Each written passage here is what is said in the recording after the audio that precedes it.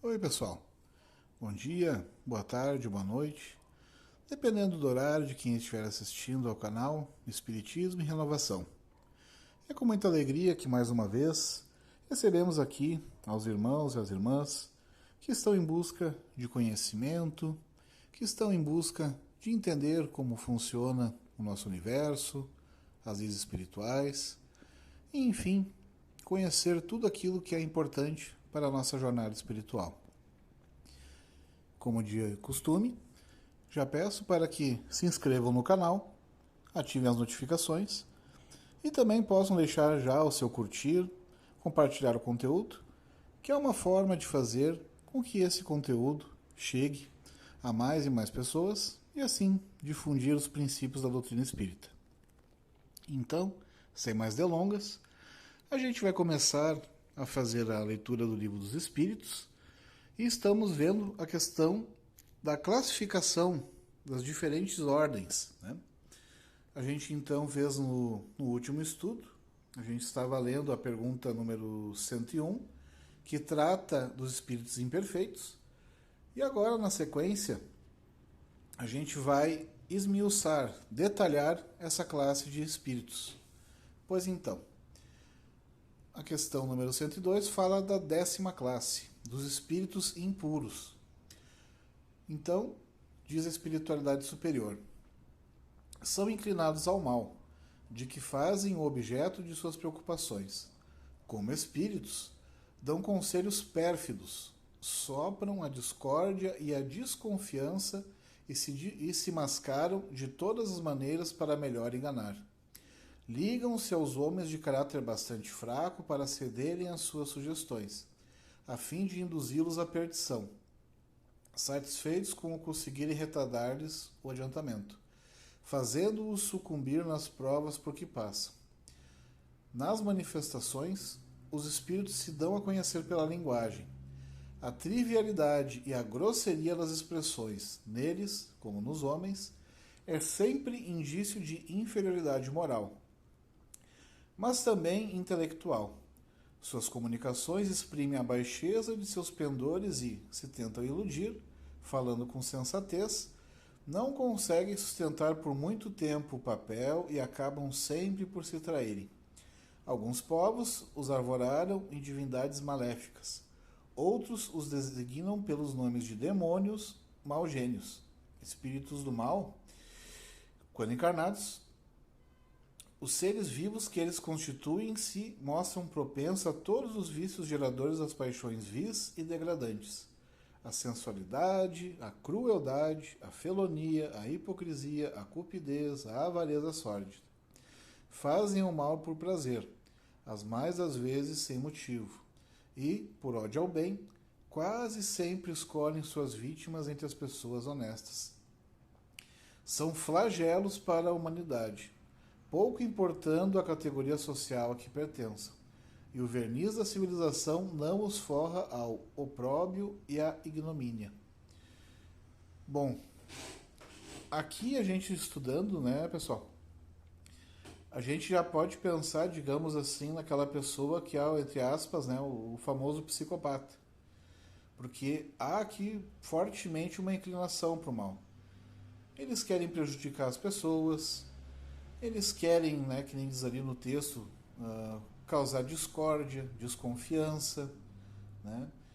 Eles se aproximam das pessoas que são fracas porque vão ceder aquilo que eles querem, né? E imagina, né? Eles ficam felizes quando fazem com que alguém caia, né? Com que alguém se perca.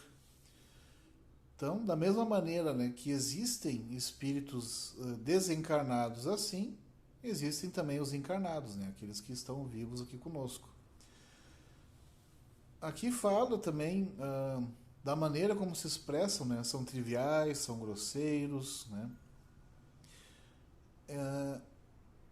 A questão, por exemplo, né, da crueldade, né, da hipocrisia, né, serem traidores, né, terem uma ambição desmedida, tudo isso caracteriza essas pessoas. Né? E é também interessante ver essa questão do ódio ao bem e a questão de sentir o prazer em fazer o mal. Então são pessoas que de fato, né, ainda estão muito distanciadas, né?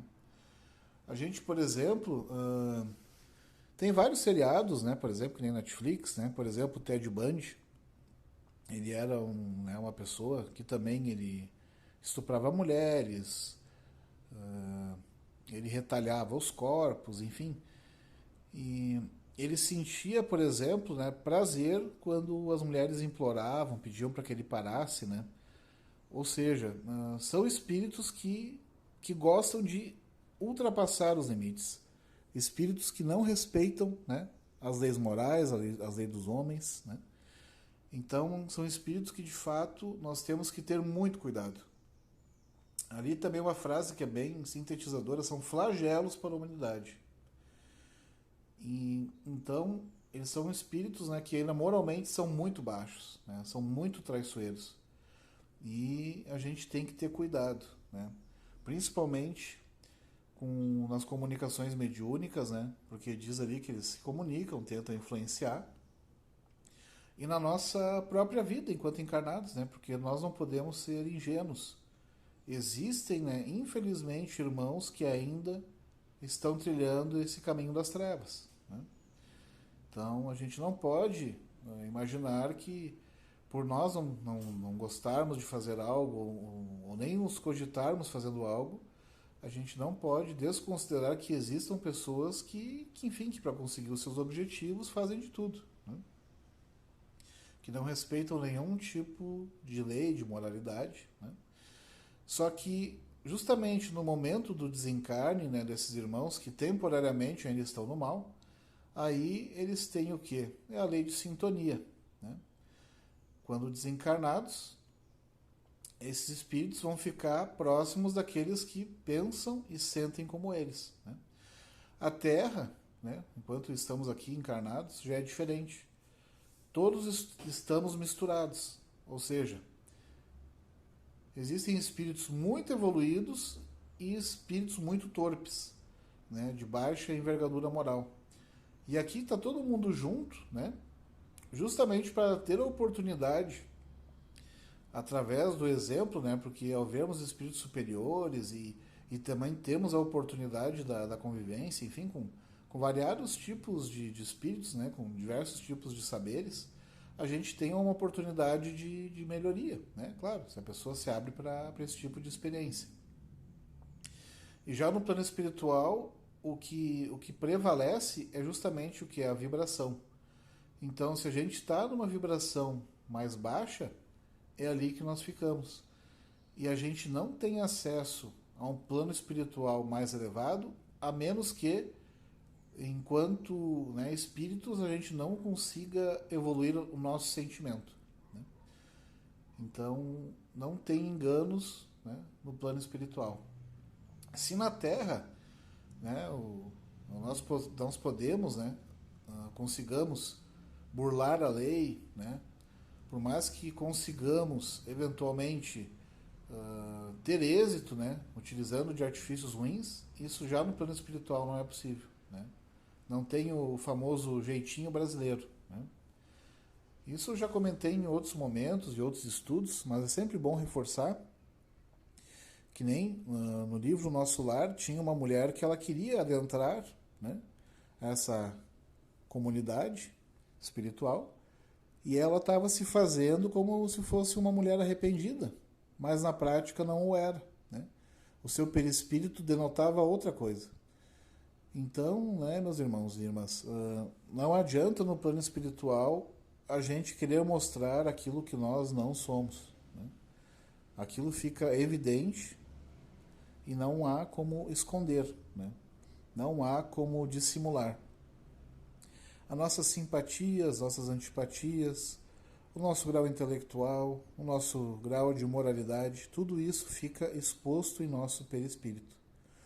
Então é importante, né, visto que a gente deveria pensar e nos prepararmos para a vida, né, para a vida real, que é a vida espiritual, nós já deveríamos nos habituar a sermos assim no dia a dia. Ou seja, não colocarmos máscaras, né? Não dissimularmos, não termos segundas intenções, né? Sermos o mais verdadeiros possíveis. Claro, todos ainda somos imperfeitos, estamos em jornada de evolução, mas para que o choque não seja tão grande quando desencarnarmos, a gente deveria, né, fazer com que as nossas falas, né, o nosso modo de proceder no mundo, ele seja de fato congruente com aquilo que a gente pensa e sente.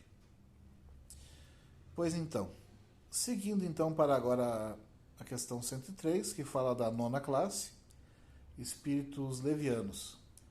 São ignorantes, maliciosos, irrefletidos e zombeteiros. Metem-se em tudo, a tudo respondem, sem se incomodarem com a verdade. Gostam de causar pequenos desgostos e ligeiras alegrias, de intrigar, de induzir maldosamente em erro, por meio de mistificações e de espertezas. A essa classe pertencem os espíritos vulgarmente tratados de duendes, trasgos, gnomos, diabretes. Acham-se sob a dependência dos espíritos superiores, que muitas vezes os empregam, como fazemos com os nossos servidores.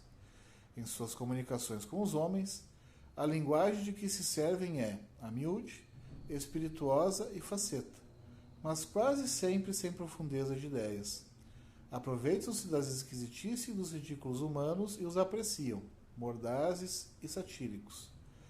Se tomam nomes supostos, é mais por malícia do que por maldade. Pois então, né, meus irmãos, aqui também fica bastante claro, né, que essa categoria de espíritos, né, já não tem uma gradação tão forte na maldade, mas ainda assim, né, são maliciosos, né. Tem a questão da ignorância bastante forte, né, porque a gente não pode, né, deixar de refletir, né, que muitos desses espíritos, né, são altamente inteligentes, né, e justamente usam a inteligência para fazer o mal. Nesse caso aqui especificamente, né, aqui fala em espíritos irrefletidos. Já na categoria anterior que a gente estava falando, que era dos espíritos impuros, né, podem existir espíritos de uma alta envergadura intelectual, né, porque são patamares, né, são coisas distintas, né, intelectualidade e moralidade. E já esses espíritos levianos são mais irrefletidos, são zombeteiros, né, tem mais a malícia do que a maldade, digamos, aquela maldade crua, né? Então, tanto que aqui se comenta, né, que eles até gostam de provocar ligeiras alegrias, gostam de intriga. É aquela pessoa que gosta de ver o circo pegar fogo, né? Como se diz. Mas, enfim, não são espíritos tão endurecidos ainda no mal, né? Prosseguindo então, agora para a questão número 104, a oitava classe. Os espíritos pseudo-sábios. Dispõem de conhecimentos bastante amplos, porém, creem saber mais do que realmente sabem. Tendo realizado alguns progressos sob diversos pontos de vista, a linguagem deles aparenta um cunho de seriedade, de natureza a iludir com respeito às suas capacidades e luzes, mas, em geral, isso não passa de reflexo dos preconceitos e ideias sistemáticas que nutriam na vida terrena. É uma mistura de algumas verdades com os erros mais absurdos, nos quais penetram a presunção, o orgulho, o ciúme e a obstinação, de que ainda não puderam despir-se. Bom, aqui, né, meus irmãos e irmãs, se a gente querer ver espírito pseudo-sábio, basta nós irmos para a internet, né? Todo mundo sabe de tudo, todo mundo opina sobre tudo, né? Então, pessoas que daqui a pouco têm um amplo conhecimento numa área, como diz ali, querem dar pitaco em outra, brigam, né, se as suas opiniões não são tidas como verdade absolutas, né? Então, enfim, já existe um certo progresso, né, até bastante amplo, conforme diz o texto, mas eles querem saber mais do que realmente sabem. Então já está faltando daqui a própria questão da humildade, né, de reconhecer que, enfim, a gente vai até um determinado patamar, mas sempre existem outros irmãos e irmãs que já estão mais à frente em variados outros campos, né? E o primeiro passo justamente para a gente poder corrigir uma situação é a gente se dar conta do erro, a gente se dar conta de uma falha, né? Se dar conta inclusive da própria ignorância, porque como é que a gente vai corrigir algo que não tem problema, né? Então ele comenta também que é uma mistura de algumas verdades com os erros mais absurdos. Porque é justamente disso, a pessoa tem conhecimentos. Mas aí como ela conhece muito determinado campo do conhecimento, ela acha que sabe tudo de tudo. E na verdade não é bem assim. Né? Sócrates já dizia, né? Só sei que nada sei. Ou seja, né, de forma bastante didática, ele está demonstrando o quê? A sua ignorância. Uma ignorância, digamos assim, que é sabedora de que pouco sabe, porque o conhecimento é tão amplo que seria tolo aquele que presumisse saber tudo. Né? Então é uma postura de humildade para demonstrar que existe muita coisa a aprender e que, na verdade, aquilo que a gente julga ser amplamente sabedor é muito pouco perante o oceano de coisas que nós ignoramos. Né? Então, essa postura de humildade ela é bastante interessante. Né? Tem uma, tem também uma história, né, que a gente pode falar, uma parábola, digamos assim, que conta que um aluno foi falar com o seu mestre. E ao falar com o seu mestre, uma história, digamos assim, chinesa, ele foi conversar com o seu mestre e começava a falar e perguntava e não deixava o mestre responder. Né? Ele, ao mesmo tempo, era uma conduta paradoxal, porque ao mesmo tempo que ele queria aprender, ele não deixava o mestre responder e ficava fazendo observações e ele próprio tentando responder alguma coisa. Até então que o mestre lhe fala o seguinte: não, tudo bem, só que antes de falar contigo, né, eu gostaria de preparar um chá para nós dois. Voltou então com um chá, 2 xícaras, né, e começou a servir a xícara. E nesse momento ele começou a servir, mas ele não parou, ele continuou servindo. E o chá começou a transbordar. E o mestre ficou olhando para o aluno e, enquanto olhava para ele, ficava deixando, né, o recipiente transbordando, né, a xícara transbordando, transbordando. E o aluno não se conteve. Mas, mestre, o senhor não está percebendo que já não tem mais espaço para chá nenhum, que já está transbordando? E aí o mestre falou: sim, eu já percebi há bastante tempo. E aí ele pergunta: mas e o senhor não vai parar? Pois então, é exatamente isso que eu gostaria de lhe explicar. Quando a gente está cheio de conhecimentos e fica apenas falando e falando e falando, a gente está enchendo a nossa xícara, né? E a gente não está permitindo, não está dando espaço para que entre um conhecimento novo, né? Então o aluno ficou envergonhado, né? Pediu desculpas ao mestre, né? E naquele momento esvaziou a sua xícara, né? Ou seja, deixou então que o mestre respondesse às suas perguntas para que ele pudesse absorver aquele novo líquido, né? Aquele novo conhecimento. Então o pseudo-sábio é mais ou menos dessa forma também, né? Ou seja, claro, ele obviamente ele tem já um líquido do conhecimento, mas não é a totalidade dele. Né? Então é inteligente que a gente admita a nossa pequenez perante todos os conhecimentos que existam e que a gente possa também beber, né, da fonte do conhecimento dos outros. Indo então agora para a questão 105, a 7ª classe, espíritos neutros. Nem bastante bons para fazerem o bem, nem bastante maus para fazerem o mal. Pendem tanto para um como para o outro e não ultrapassam a condição comum da humanidade. Quer no que concerne ao moral, quer no que toca à inteligência. Apegam-se às coisas deste mundo, de cujas grosseiras alegrias sentem saudades. Esse aqui, né, pessoal, é aquela famosa pessoa que é em cima do muro, né? Se puxa para um lado, a pessoa vai, se puxa para um outro lado, conforme as conveniências, a pessoa vai também, né? Não faz o bem, também não faz o mal, né? É aquela pessoa, digamos assim, morna, né? Não faz nem uma coisa, nem faz a outra. Como diz ali, não ultrapassa a condição comum da humanidade, né? Tanto moralmente como intelectualmente. E ainda tem uma descrição interessante que eles se apegam muito às coisas do mundo e que sentem a alegria, aliás, falta das alegrias grosseiras que tinham. Ou seja, né, a questão do apego à materialidade, daqui a pouco a beleza do corpo, né, que são coisas temporárias. Então, tudo isso aqui a gente vai vendo, né, que em todas essas classes sempre tem uma questão da ignorância, de uma falta de humildade para aprendizado, desconhecimento, né, das leis espirituais. E isso tudo acaba implicando em quê? No final das contas, sempre em sofrimento. E agora, indo para a sexta e a última classe, né, dos espíritos imperfeitos, a gente vai fazer a leitura aqui. Deixa eu ver aqui, só mais um minutinho. Então, tá aqui.